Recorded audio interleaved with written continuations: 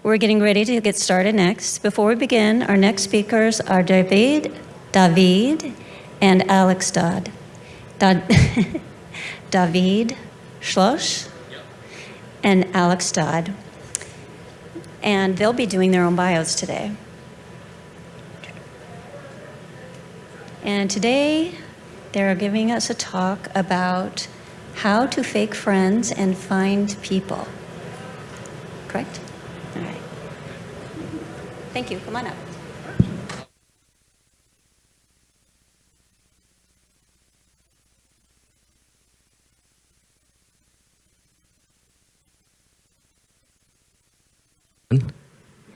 Ooh. Hello.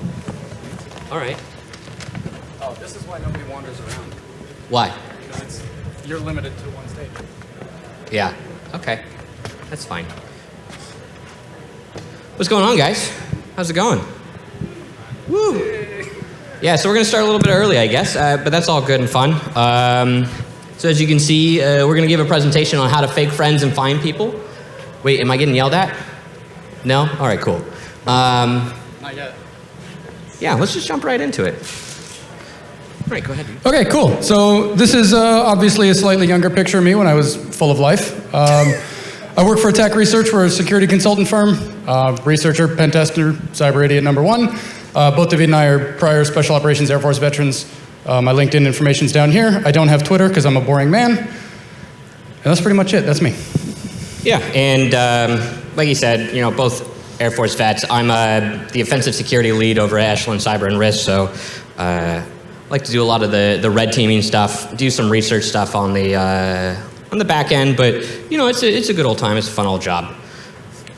So I can't tell what. Oh, there we go. So our goal for today, right? We want to. We saw an uptick last year of everybody throwing away the hearts and minds or the Facebook likes. You know, hey, there's an issue going on in the world, throw it away, right? Now people are actually starting to involve themselves in these situations. So last year was Afghanistan. This year seems to be the Ukraine-Russian situation. And we want people to continue to help out in these humanitarian crowdsourced efforts. What's up? Oh, is it? Oh, ooh, God. Oh, that is, thanks. Okay, yeah, so we want you guys to continue to help out. We want you guys to go and actually do it safely, right? A lot of these countries that people start helping out in aren't exactly friendly to Americans, you know? So if they have the resources, you don't want to get your identity blown up by them, especially like from people from the Taliban. Yeah. Which we'll hit on in a minute. Yeah. So, our agenda today. Cool. So we're going to talk about how you can maintain a little bit of anonymity and safety when you're performing these kind of operations. We're going to talk about sock puppets. What are they? Why do you use them? When do you use one? How to build it, the process kind of from start to finish on how to create a believable and usable sock puppet. So you are not doing these operations. Your fake Gabe is performing these operations. Keeps yourself a little bit more anonymous. And then, yeah, differences and consequences and good and bad implementations. We'll hit those here towards the end. Yeah, so we're going to talk a little bit about what our case study was about first off, right? So this is the personal experiences that we had and our observations during the execution of Operation Digital Dunkirk. If you guys are unfamiliar with Digital Dunkirk, that was an operation that happened last year with the Afghanistan pullout. It's not an official government operation, right? It's just something that a bunch of vets got together and they're like, dude, I worked with this guy for 6 months to a year and he's still not out of country. So there was a pretty large skill gap that was coming across the board, right? There was people who have never done cyber stuff in their life and they're trying to help out in a huge cyber operation to push paperwork through to the US government. They're trying to help individuals get from point A to point B, you know, get them out of country, ISR, the whole 9 yards, right? So there was a wide skill range. And a lot of these people that had the lower end of the skill range were actually just civilians of, you know, they worked as a contractor and they got wind of it from a friend. So a lot of like open cells, very unorganized, but it was a huge movement. You know, I would say close to a couple 100,000 people were operating inside this. Go ahead.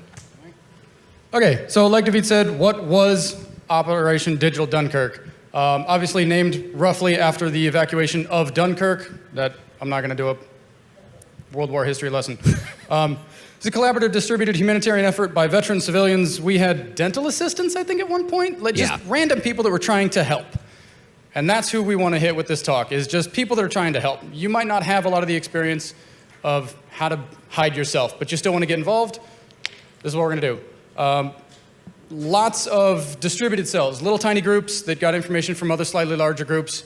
We were working in a group of about, I don't know, 8 of thousands of people that were actually trying to get involved in this. So lots of little tiny groups all kind of doing their cell organizational structure, trying to get stuff done. We were all trying to basically get anybody that was in Afghanistan that could get out and wanted to get out. We're going to help you get out. We're going to help you find and avoid checkpoints. We're going to process your paperwork for you. We're going to find you. We're going to find you routes. We're going to try and get you out.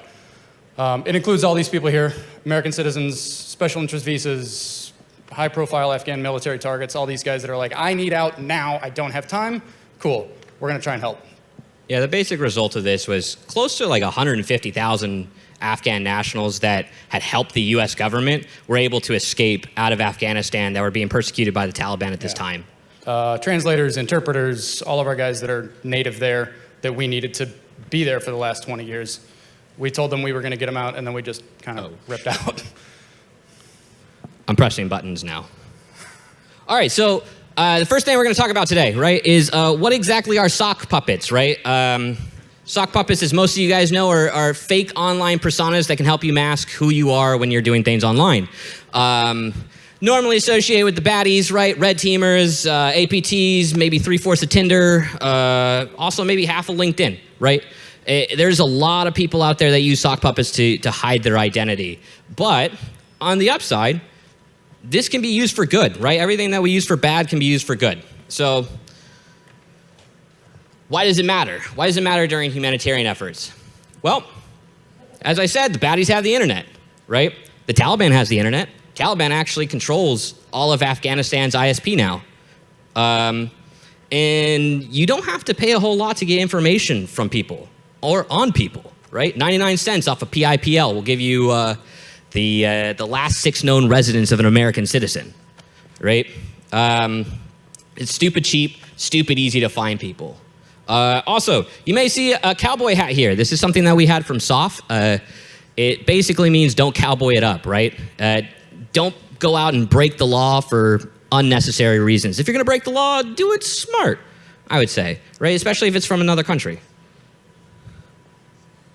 All right, so this is the part that I have to read basically verbatim. So these fake personas, used in conjunction with good tactics, techniques, and procedures, can be the difference between activists maintaining their ability to continue operations versus becoming a victim to harassment or worse. And we've seen harassment and worse. We'll talk about it later. It's because these TTPs were not implemented, they were not used, and these people exposed themselves directly to, in our case, directly to the Taliban. They said, hi, I'm Rebecca. Not a real name. Not a real name. Fake name. We're not doxing anyone here. Yeah, but they exposed themselves directly to these guys, and that caused problems for them in their personal lives later. So do it right, and you'll be a heck of a lot more safe. Is this one me again? Yeah. All right. So where to start is the most important thing, and this one kind of kicked me, is are you ready for this? Not am I technically and capably ready for this. Are you ready to take on the mental and emotional toll of what you're about to do? In our operation, this is not standard hacker security conference stuff. In our operation, we had people who lost lives. We had people who got captured by the Taliban. Are you ready to deal with that fact? Yeah. I kind of wasn't. Yeah. I did it anyway, and it was not good. It's rough to come back from. So first things first, are you ready to deal with what's about to happen? And then step 0 is cash or card, right? The age-old question. So we're going to talk about going through these steps. We're going to acquire temporary phone service. We're going to build your fake persona. That's my favorite part. And then we're going to build an online presence. This works best if you do it over a long period of time and you have kind of some of these on the shelf stacked up ready to use. So it's not a 5-day-old profile, obviously. That kind of raises some flags. Step 4 is do stuff. And step 5 is not actually profit. It's go run your op.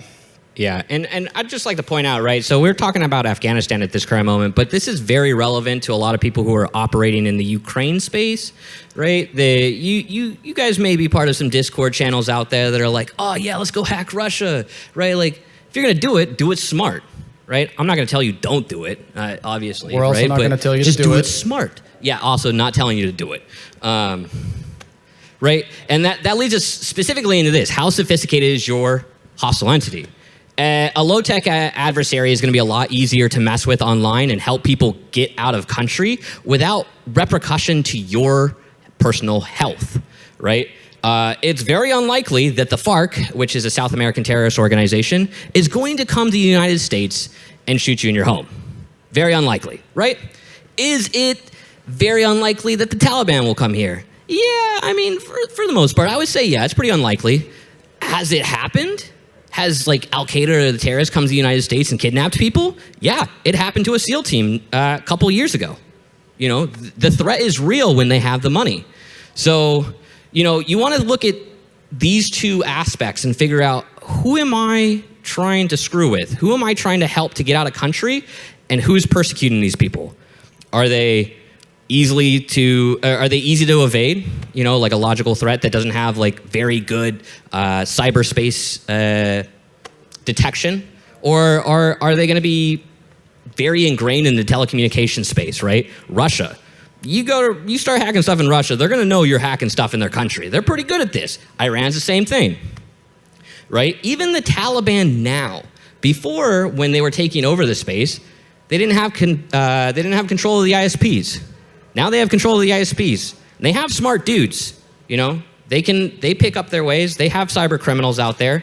So think about it in that case. If you're looking at getting into this kind of activity, which, you know, we would love for you guys to come and help as much as you can, because there are plenty of persecuted people out there. Just be smart about it. Think about who you're going after. If it's going to be a very sophisticated threat actor, maybe take some time to build out your sock puppet. And bear in mind, can you kick back one? Yeah. Bear in mind, this can change midway through your operation, right? So for us, the Taliban before taking over Kabul and the Taliban following the takeover of Kabul, very different creatures. Once that happened, the game changed, because now they had control over the ISPs. They had control over all the traffic in and out of country. So I guess be aware that it can change on you. Once you've been noticed, once the geopolitical situation has changed in Taliban now owns Kabul and all the ISPs, it changes. So maintain some awareness of what's going on and whether or not you are currently dealing with, not what you started dealing with. Yeah, that was a fun time. Yeah, it was weird, right? Because 1 minute they didn't have Kabul, so you could take your AMSITs out of country relatively easy. Hey, get on a phone and be like, hey, I need you to move to the airport right now, meet up with this contact, go up and fly out. And then when they took over Kabul, it was like, I need you to take a right on 7th Street and then don't go down Mission, right? Like something like that. It was very much, you have to navigate around and have so much open source intelligence to know where you need to get these people to avoid. So I think this is you, or is this me? That's you, buddy. Oh, this is me. Okay. So the age-old question, cash or card? I think this is the common question left at DEF CON right now. Do they accept card? They do. So it's kind of weird, but there are some pros and cons when building out your sock puppet. Wow, I forgot the name of it. I'm talking about it. So when building out your sock puppet, to using cash or some sort of really hard traceable material asset, right? So in this case, the pros is it's really cool when you have a lot of cash, right? Like everybody likes to have that in their wallet, and you can spend things in singles, but it is nearly impossible to trace. The problem is not everywhere is going to allow you to buy like your cell phone or gift cards, right? Visa gift cards. Sometimes you have to use credit card to purchase these things, especially if you go to somewhere like Target. There's no point arguing with the Target employee to buy something with cash because you're trying to get away with some illegal stuff later on, right? Let's not make a scene here. That's what the cowboy hat's for. And we don't endorse any of these links up here that we're throwing out. We're just giving you ideas if you do want to get into this, right? Look up do not pay, privacy.com, Visa gift cards, roll down to the Visa headquarters down the way, put up some cash in there. I know you can probably pull it off. Red team it a little bit, be safe about it. I'm not endorsing criminal activity, by the way. Don't go and do that. But, there is advantages to using cash, but there is also disadvantages when going out there. All right. So step one is actually going to be get your temporary phone service. This is where your build process is actually going to start. A lot of services require you to have a cell phone number now. Has anybody tried to create a Gmail account in the last, 2 years? Yeah. What's your recovery phone number? You don't have one, you can't do it. Go get a fake phone. Get a track phone, a burner phone, an AT&T prepaid. Again, I don't endorse these, I don't care. Wherever, get yourself a phone number. Physical phones are cool. You can go to Walgreens, CVS, whatever, buy a burner phone. We ended up using virtual devices because I am a bum and I didn't want to get out of my chair. So I'm not going to Target. Used BlueStack, set up a Android virtual machine, ran the phone inside there. Burner app is an app that gives you, I think, 7 days of a free phone number. Go nuts, party on. Is there a question? Yeah, that's gonna have to come off, I can't hear. Say again? I try not to recommend anything, sir. So this is step one. This is how you're going to get your phone number. Once you have your phone number, you can pretty much move on to step two, which is telling Google, this is my recovery number, give me my email address. Yeah, so here comes the fun fake two. This is my favorite phrase when talking about building out your persona online, right, is don't be a Tinder catfish. Don't actually put somebody else's face out there, right? There are plenty of tools that are really, really cool. You get the version of like Iranian Seth Rogen right here, which I think is really awesome, right? Or even, a little bit of Zach Braff in the bottom right. But ultimately, these are all AI generated. These aren't real faces. It's not going to get somebody in trouble. If somebody does a reverse image search, which we've seen adversaries do, and that's happened to one of our case studies in here, we're not going to get anyone else in trouble. So don't be a Tinder catfish. And then when you start building out this fake persona, really build out their character. Who is this person? What's their first and last name? Where'd they grow up? What's their email? Where they live? What's their employment? Because all these minor details might seem really minuscule and really unnecessary, but depending on the level of the adversary that you're going against, they're going to look at that. And if they see this is immediately a fake profile, they're going to start digging into that phone number and trying to figure out exactly who and where you are at. So if you need help with that, this is the one thing I will recommend is that fake name generator. I use it for my teams, red teams, all the time. Really, really good application. Will build out everything, right?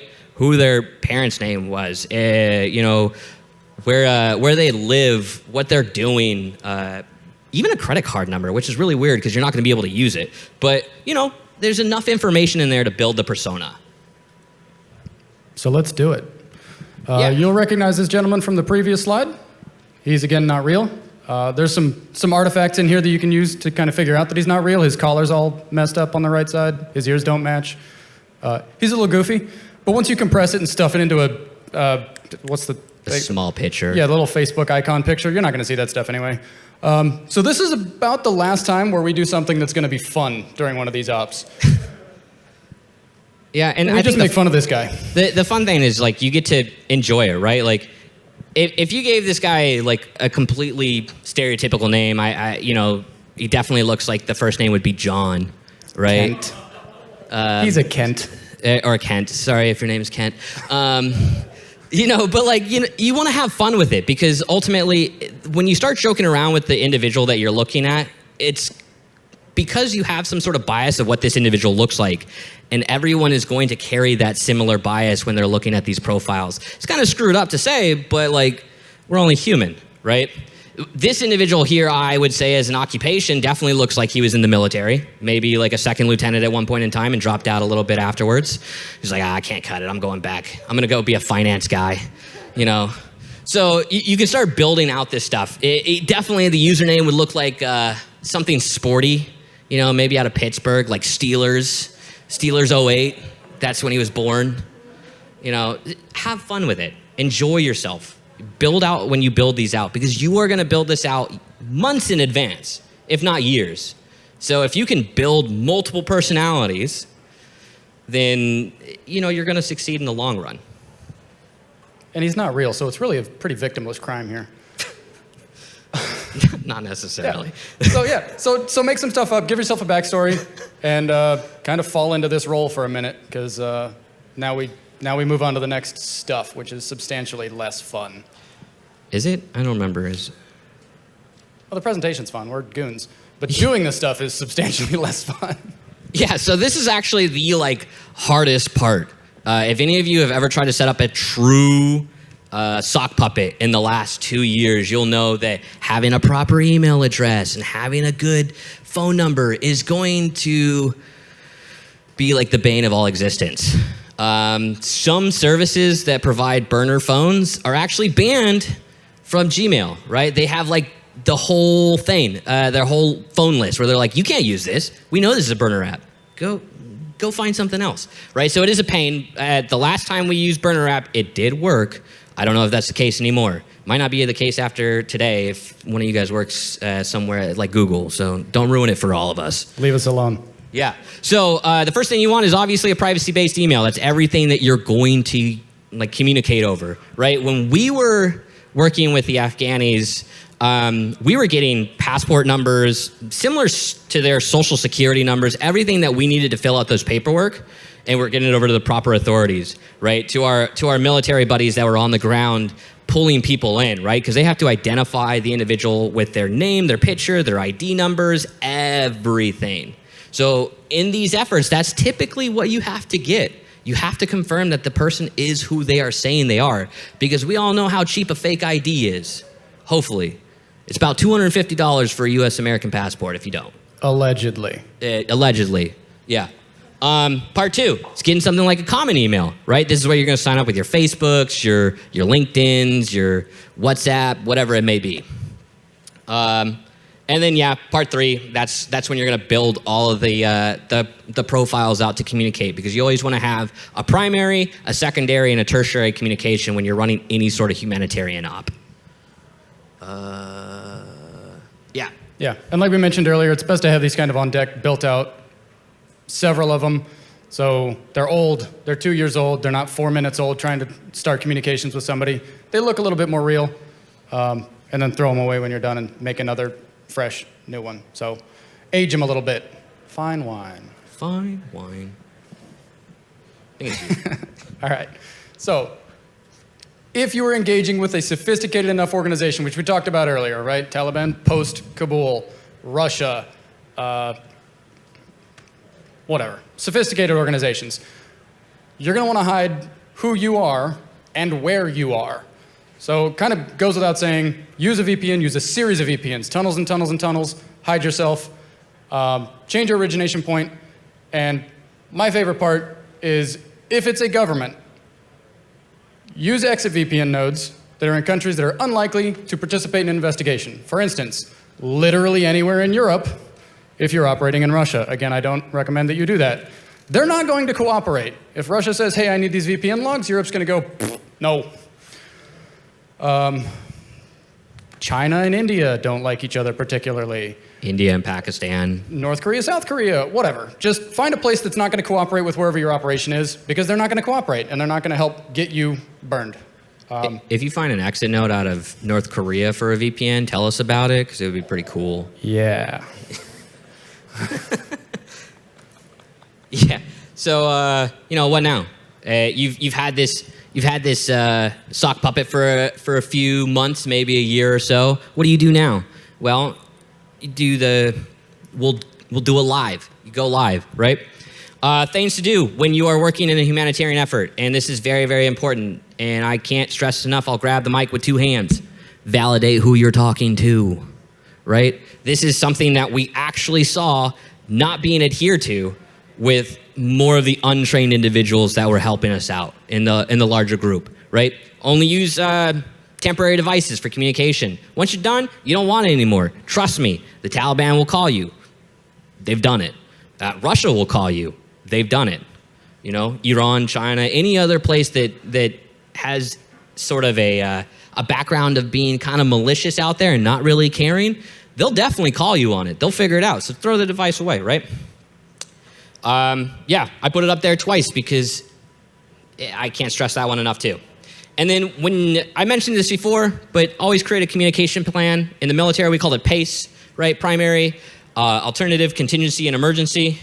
It's a good idea just in case you lose contact with an individual. We had one individual that we did lose contact over a phone because the Taliban took her phone and smashed it. And how did we get a hold of her? Facebook, weirdly enough, right? So there are other opportunities to communicate with individuals, and you just have to think, what do they have access to? Create a PACE plan for everything and everybody. And then the last thing is create a dress word. This was really important in Afghanistan for when people thought they were being followed by Taliban, because then we could move our individuals that were in country to be kind of like a buffer zone, right? So some sort of duress word that we can go, okay, scrap everything, we're going to an emergency communication, we know we're probably gonna lose the primary. Things to not do. I don't remember that I wrote this thing. Oh, yeah, don't be in active communication when the person's on the move. This was kind of a weird one. This is something that we learned post-military, right? This is because if they're talking in English in a country that speaks Arabic, somebody's gonna notice. And if somebody notices that, they're gonna take that phone. And then now you've just burned that primary communication method. So don't talk while they're moving. Just send them the instructions and be like, please, please follow these instructions. And delete this message. Yeah. Second thing, don't group participants or multiple refugees in the same communication channel, right? If one of those individuals get burned, they all get burned. So, you know, their phones, numbers are inside that group channel too. Don't do it. Just don't be lazy, copy and paste. Don't promise anything. This is more for your mental health, right? If you say, hey, I'm gonna get you out of here, it's the same thing for docs, right? We're gonna do our best, we're gonna do our best, right? And usually their best is good. It gets them. But if you start promising, I'm gonna get you out of here alive, and the next thing you hear is somebody getting shot, it's gonna screw you up a little bit. You know, I don't know how many of you guys have spent time in the military, but it's not like the movies, right? Even if you're hearing it, it still screws you up. And then last thing, you know, don't forget to do the things in the things to do section. Oh, this is still me. No, this is you. No, this is mine. So again, your mental health is important. You cannot help if you are unable to function, right? I watched a talk earlier, was it yesterday, about burnout? Yeah. It's gonna happen real fast doing this kind of stuff. You're gonna get burned out. You're gonna get hurt. Sorry, it's gonna suck. So take care of yourself, right? At the end of the day, you're still a people, still be a people, take care of yourself. Know your limits, don't take on more stuff than you can handle. We had people do this. Actually, we again talk about this guy here in a little bit. Basically, I don't even want to call him leadership, our information channel goons. We're saying, hey, I've got 10 more numbers, I got 50 more numbers, I got 5 more people, I got 10 more people, I need to find these people. And this guy, I can't remember what fake name we gave him later, he was taking them all. He's like, I got it. I'll take them, I'll take 10 more, I'll take 5 more. Don't do that, because you can't handle all of that. You're not super person, human, whatever. You can't do it. You know there's a limit, don't push past your limit. Know your limits. Plan a way to brief and debrief from this. Find a way that you can decompress when this is done, because it is gonna end, and you need a tactic to decompress from it. Tactic's not the word I was looking for, but it'll fly. That's right, yeah. And then you have to, very important, you have to understand when your involvement is more of a detriment than it is help. At a certain point, during Digital Dunkirk, we basically had to say, hey, look, I'm sorry. You talking to me is now more dangerous for you than not talking to me. You're on your own. I've done everything I can. I cannot continue to do this. It will get you hurt. You have to know where the line is, and you have to understand where your involvement is more dangerous than the help that you're providing.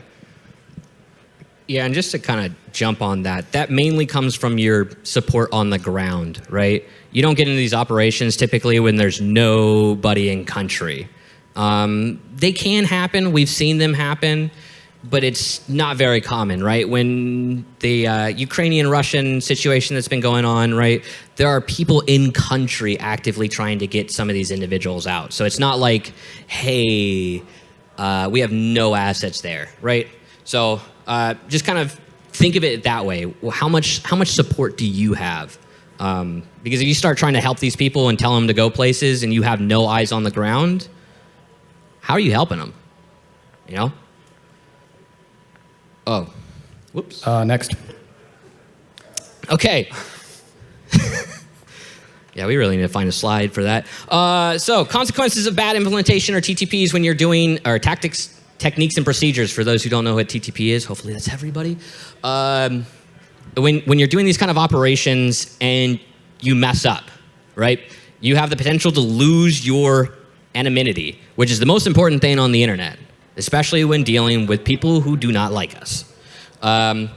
You could have the potential of your privileged information being disclosed, or the individual that you're trying to help is now disclosed to the public internet. You can compromise multiple objectives that are in your operation. So this can be things like safe houses or routes that you're trying to move your individuals in. You can get harassment from the baddies, which is pretty common, right? If they're not going to go after you, they're probably just going to harass you. And there is a true potential of loss of life here, especially when working with higher level adversaries that really just don't care about how far their reach into the world goes. I think this is still me, yeah? Yeah. So the risk to you, right? We've kind of talked about sock puppets. We kind of gave you an idea of how you're going to build it, but what is the risk to you when you're operating in this? It can be very difficult to disconnect 100% from your sock puppet.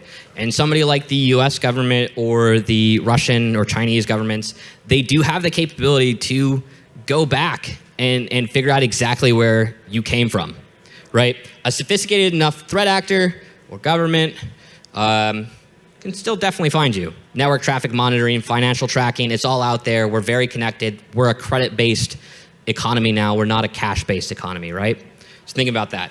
It's on you guys to not get doxxed. It's on nobody else, right? It's not the guy who's leading the operation to tell you, okay, well, maybe we shouldn't put our phone number out on the public internet, right?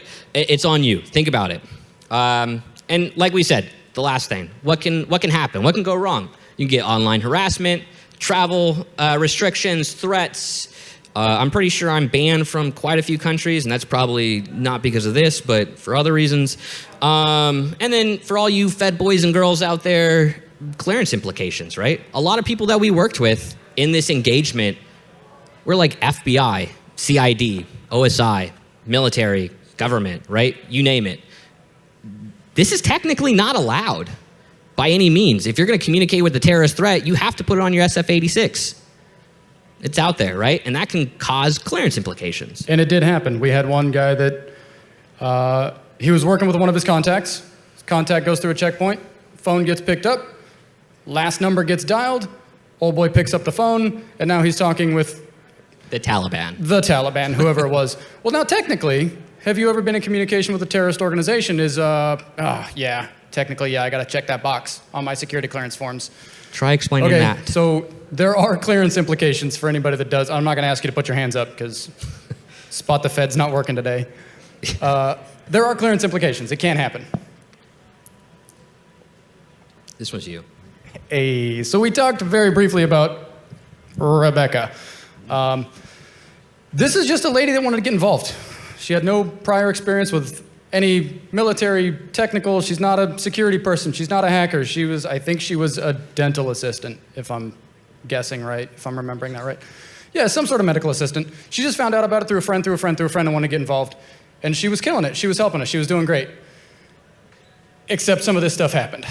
The Taliban confiscated her contact's phone, searched her phone number. Problem here is she's using her personal phone number. This is why we talked earlier about don't do that. So now she's getting calls and texts and messages and WhatsApp and all kinds of stuff directly from some Taliban goon at a checkpoint. This is a problem, right? They found her Facebook profile. They found where she lived, how many kids she had. They found all this information and they're harassing her. They're threatening her and her children. It's unfortunate, it's sad, it's terrifying. This is why we wrap it up. Yeah, she went through this for like weeks, right? The entire team had to, after the operation, had to like help her secure her Facebook, right? Lock everything down, remove information from the internet. There's a lot more like time implication to kind of disconnect her a little bit more, cancel her phone number, and then go get a new one, right? Through a whole different service. But ultimately, at the time, the Taliban wasn't in a position to come over to the United States and start whacking people, thankfully. And I don't really think they're in a position now, to be honest. But, I mean, how many of you guys would like being called day in and day out by some guy in Afghanistan threatening to kill you, your kids, your husband, your wife, whoever it may be, right?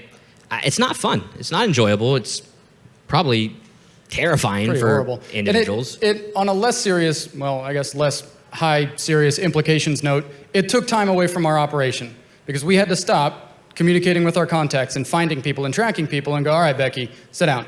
Here's how we're going to lock your stuff up. And we had to spend a couple of days away from our actual operation in order to help her get herself locked up better. So there are implications to her. There's implications to the entire operation as a whole. This is why we use fake information. Becky got doxxed. She got doxxed. Really, Becky doxed herself at the end of the day. It was rough, though. I mean, we make a joke about it, but it's not a fun situation to be in. So, the next example here is Bobby Tables. Not confirmed on his last name, though. This guy was a prior government employee. He was pretty good technical knowledge. It's not to say that, like, having technical knowledge means that you know what you're doing. We've seen plenty of IT admins put their normal user account in enterprise admins, right? We've all been there, maybe. GitHub secret key talk guy.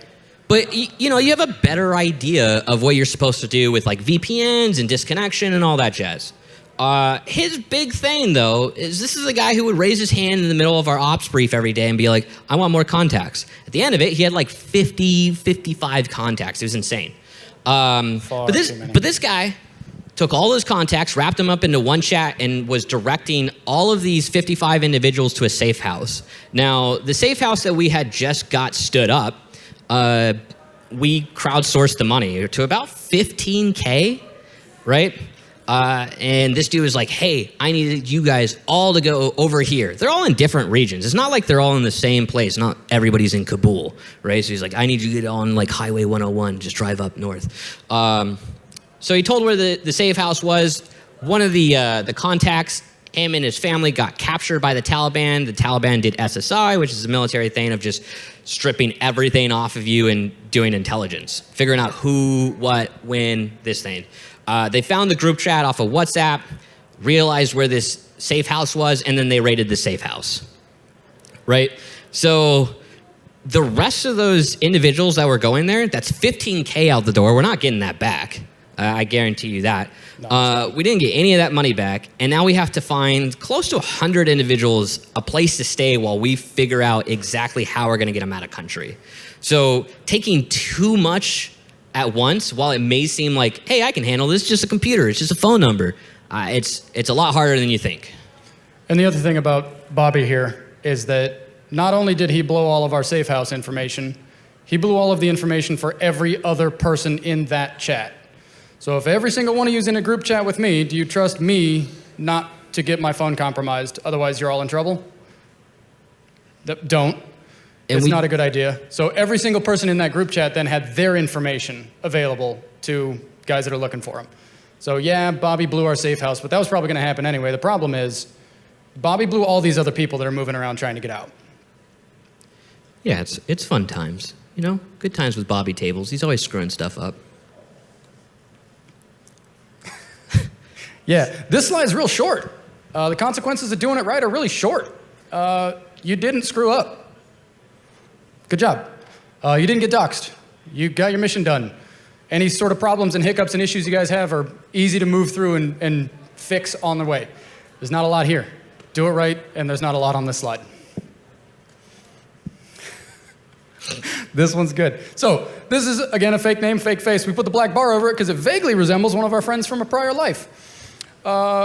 Pedro here is prior military, high technical knowledge, knows how to implement OPSEC, which I realize now we haven't said out loud yet. OPSEC is operational security. It's the concept of protecting your operation. Without going into a 3-hour PowerPoint slide brief about OPSEC. Speaking of which, yeah, all right, cool. So he had a little bit of prior experience. I'm not saying that in order to do this, you have to have prior military experience. I'm saying that he happened to have the information because of where he came from. He helped us establish the communication with a bunch of contacts. Again, unlike Bobby, he knew how to do it right. He separated them all. He segregated them. He kept them all away from each other. They didn't know about each other. This guy's done several successful ops in this same kind of realm. I don't even know what they all are. I don't know this guy's name. I don't know who this actually is. I've got a couple of handles for him. That's it. I don't even know who this is. He knows how to secure himself. He knows how to build sock puppets. He might be a sock puppet. I don't know. But this is a good implementation. Yeah, I mean, it's hard to kind of expand on this, right? Like, if you know, you know. If you don't know, you don't know. And which is ultimately why we're trying to tell you guys this today. There are ways of doing this safely by implementing basic security hygiene on top of what you're doing when you're building out a sock puppet. So, be like Pedro, be a homie. He didn't go by Gabe, unfortunately, like everybody else in the group, but he was pretty cool. This one's fun. So when you're done with this, burn it down, right? Get rid of it. Destroy everything. Snap your phone SIM if you have a physical phone. Delete your virtual machines. Format your hard drives. Close your accounts. I am a hillbilly from Montana. Anybody else like shooting at hard drives? No? Cool. All right. Jethro it is. Yeah. Pet your dog. Call your therapist, man. Burn it down. You're done now. Shut the door. Get rid of everything that can potentially tie you back forensically or be tempted to pick up this old email address and read through the stuff that you were... Get rid of it. Burn it. All of it. Be gone. Yeah, I mean, the only thing we kept from this operation is that first photo of Gabe, in the fake friends and fine people. Ultimately, this is the thing that most people find hardest to give up. I don't know what it is about tech people, but we are always so proud of like what we built. We're like, but look at it, man. Dump it. You don't need it. What are you going to do with it? It's like those DVI cables. Why do you still have DVI cables? I know you all have VGA. Who still has a VGA cable in here? Yeah, I see a few hands. Throw them away. Throw them away. Who uses VGA anymore? Yeah, for server racks? Yeah. Yeah, no, all right. You get a pass. You get a pass, yeah. Get the rack. A little pull out. You don't need it. So here's our down and dirty review, the really quick things. You should know what a sock puppet is. You don't need to know exactly, everything about it. We do highly recommend that you go out and read a little bit more of how to do this in other techniques and tactics. You have an idea of when to use them when you're not being a criminal.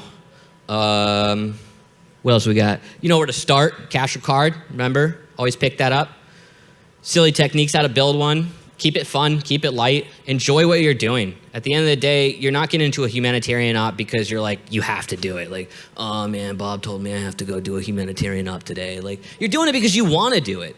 So have fun when you get into this process. Know how to use them, know what you're doing. You know the differences between good and bad implementations, and hopefully none of you guys make the same mistakes as Becky or Bobby Tables. And you should have somewhat of an understanding of inherent risk when it comes down to messing with nation-state actors or terrorist organizations. And at that point, we'll leave it up to any questions. We got one in the back.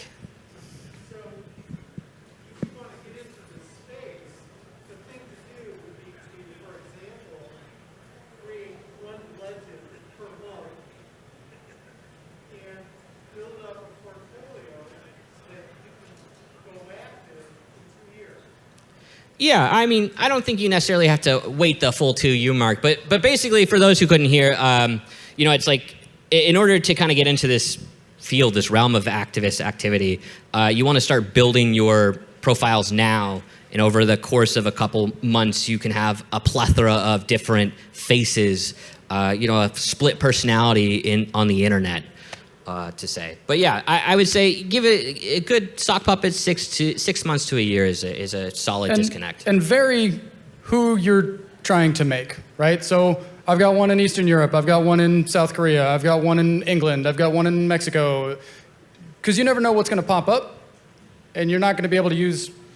I think we said Gabe used to live in Kabul, and then he moved to Boston or something. Yeah, something weird like that. That's not going to help me in Colombia. Yeah. Make a bunch of them. Sit them on a shelf. Have the tools ready. But yeah, to your point, make several. Make them over the course of time and have them on the shelf and ready. Vary where they are, what they look like, what their names are, where they live, what they do. Give yourself some variability to work with.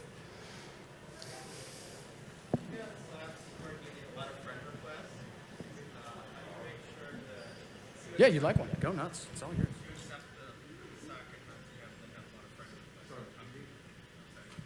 Oh, that works out perfectly. Yeah. Hey, so if you have sock puppets that have a lot of friend requests, is it good to accept those because you want to have a lot of friends, or is it better to be cautious about whom you accept? I say hit them all, right? Sometimes a good technique when you're building out a sock puppet, especially on something like Facebook or LinkedIn, is to have some sort of buffer room, because nobody's going to believe that Gabe here with 2 friends is a real person, right? Like, oh, that seems a little weird. So, you can go on Fiverr, spend like $3 and get like 3,000 friends. It's my favorite way of making friends. Yeah, it's my only way of making friends. But no, to your question, I think that it's better to have a larger range of numbers, right? Instead of just having 1 or 2 sock puppets. It's gonna make it more believable. Sorry, and one more question. What are some common fingerprinting geolocation slip-ups that you've seen? You mean like with people like active in the environment, they'll just Yeah. screw up. The fun one, I think, is usually your phone number, right? If you're calling from a +1 number in a +41 area, like Afghanistan, that stands out big time when somebody's doing SSI on the phones, right? They're like, oh, +41, +41, +1. Let me call that one. There are ways to get fake phone numbers in other countries, and we definitely encourage you all to find the different products that are out there. Some may be on that Tor thing that you may have heard of, right? But look at those areas as well as getting phone numbers, especially if you're going to communicate with individuals in a whole different country. I see Wyatt here. So you mentioned having multiple personalities and everything, so that you're available to help out whenever you need to in different regions. But that's a lot of maintaining these personalities. So if you have like 5 different personalities in different regions, what do you guys recommend as like activity with these different personalities, like Facebook and email, things like that? When you are on social media, you can't just have like a personality that's been made 5 years ago and then hasn't been touched in like a year or 5 years. So what do you guys recommend on maintaining all of that and keeping everything straight? Is there anything that you guys recommend on note-taking for these personalities and things like that? Yeah, great question. So, I don't sit there and spend 17 hours a day on Facebook maintaining 7 personalities. I can't do it. I spend 0 hours on Facebook. I don't do it. I build personalities. Occasionally, I'll pop in and post a photo from wherever I'm supposed to be from. You don't have to be this very super active Facebook personality in order for a lot of this stuff to work. We are looking for a cursory glance. Does it pass? So if somebody looks at my profile, they're probably not going to spend 2 hours scrolling my entire photo feed and looking at all of my birthday photos. They're not going to do it. They're going to look. They're going to be like, yep, Gabe, move. They might look at how old the profile is. 0 friends, 200 friends, whatever. Couple of photos. How old is it? Where's the phone number from? It's a cursory glance, because at the end of the day, you're throwing this thing away anyway.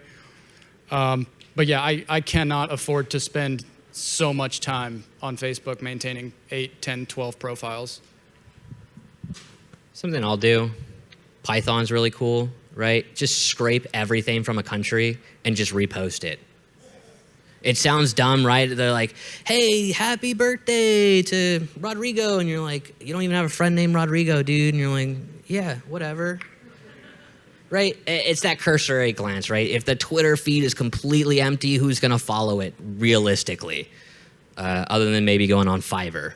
I think the best way typically to mimic behavior is to just gather up as much as you can and just dump it over time.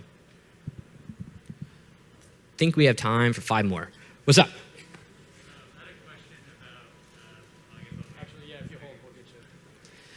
Yeah, it's kind of cool that they're running around with the mics. Now we can actually hear. I had a whoa, that's loud. I had a question about your distributed kind of resources for this operation. I would imagine like one of them was so good at being a sock puppet. They seemed like a sock puppet themselves. Like, how are you? Maybe not how, but like, did you verify that they could be useful assets for this operation? And like, how difficult was that, given that you're not necessarily meeting in a room? Also, I don't know if you guys watched Workaholics, but you guys definitely got a Blake Anderson and Adam Devine thing going on here, and I really appreciate it. Yeah, I've gotten the Blake Anderson comment quite a few times. I think my CEO tells me I'm Blake Anderson almost every other day. So just to make sure I'm understanding your question correctly, it's how do we verify our sock puppet's going to work in country?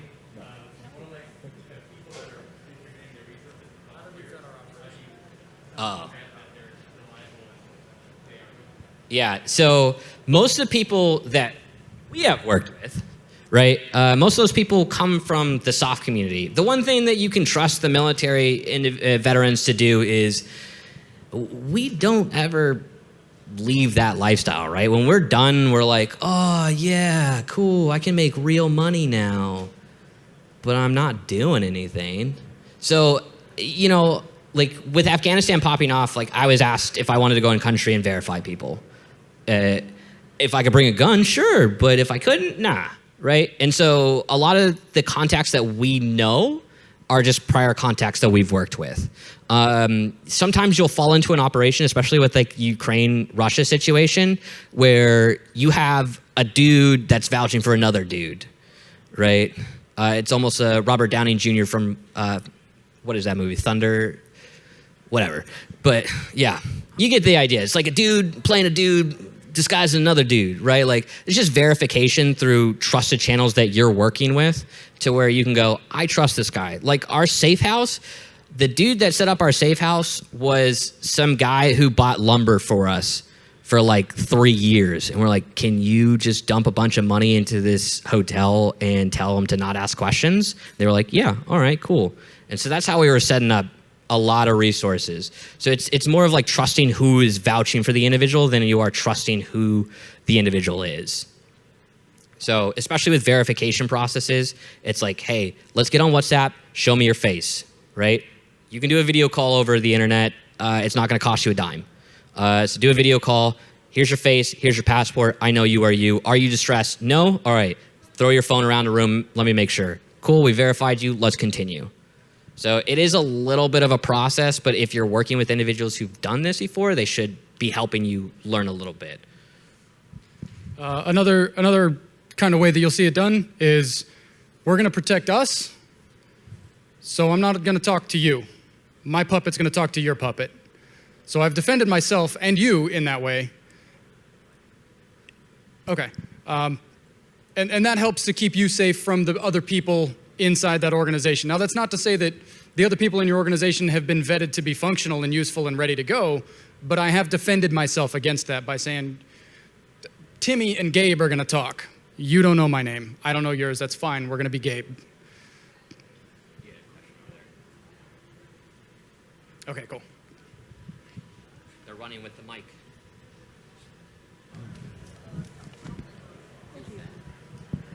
You look gorgeous. Knock it off. Asking from kind of a volunteer management position, during Operation Digital Dunkirk, there was a lot of misinformation going around from Taliban Twitter accounts, or is being interpreted by inexperienced volunteers, not understanding the slang that was involved, or just sending things through Google Translator. do you have any recommendations for when you're leading a group of volunteers such as this for helping to manage that very reactive mode that it's easy to get into when working on operations such as this? You got an answer for that one? I got some bad answers for that one.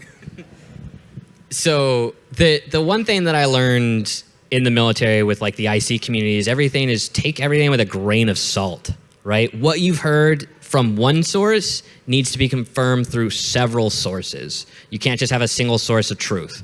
It's not, it's like if you were to take SolarWind's approach on when they got hacked. Oh, we're not hacked. Like everybody else is saying you're hacked, bro. So you take everything that you get with a grain of salt and understand that what you see may not exactly be what is happening. The Russia-Ukraine situation is a great example of why propaganda works, right? Because Russia's like, we're not killing anybody, and Ukraine's like, you're killing everybody. Same thing with the Taliban. Taliban's like, we're not shooting anybody, and the next thing you see is a video out there of them blowing up the north end gate of the airport. So when you're working in these and you're brand new, the biggest thing, everything is a grain of salt. Don't trust anything you see until you have multiple sources that confirm exactly that fact, and any other fact that isn't confirmed within the statements should be just taken as probably false, right? Air of caution there. Great question, though. We got one right here. Where's our I think we have time for one more, or no? Maybe? A question. Okay. We got time for one last. What is that? I'm forgetting what the site is. So I've purchased a cell number. Is there a workaround for like the geolocation, like from the ping to the tower, geolocating me somewhere else than where I want to be? Bluehost. Okay, thanks. Yeah, no, I would say going through Bluehost and changing there. It's really, you can route the phone and then spoof your position, your geolocation, but it is iffy. Like if it's a sophisticated enough threat actor, they're gonna be like, yeah, we know what's going on. So same idea with like MAC address spoofing. But I think that's our time. So thank you, everyone. Party hard, don't do drugs. We're not your dad. Have fun. Have a good rest of the day.